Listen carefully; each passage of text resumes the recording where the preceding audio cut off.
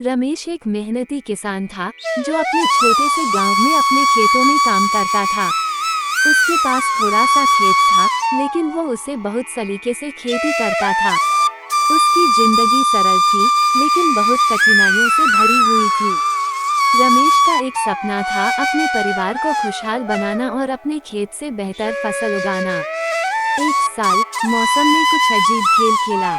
पूरे देश में सूखा पड़ा था, लेकिन रमेश के खेत में कुछ हद तक पानी था और वह अच्छी फसल की उम्मीद कर रहा था। लेकिन उसे यह नहीं पता था कि एक विशाल तूफान उसकी खुशियों को चुराने वाला था।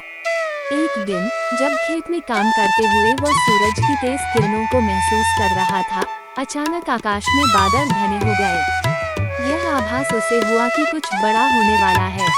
गांव के लोग इधर उधर दौड़ने लगे, खेतों से अपने मवेशियों को हटाने लगे और घरों की छतों को ठीक करने में जुट गए।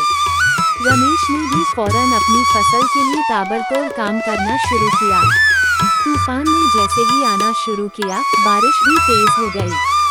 जैसे जैसे वक्त गुजर रहा था, मूसलाधार बारिश ने खेतों में कीचड़ और पानी भर दिया। हवा इतनी तेज चलने लगी कि रमेश के खेत की कई छोटी छोटी झोपड़ियां और कच्चे घर टूटकर गिर गए।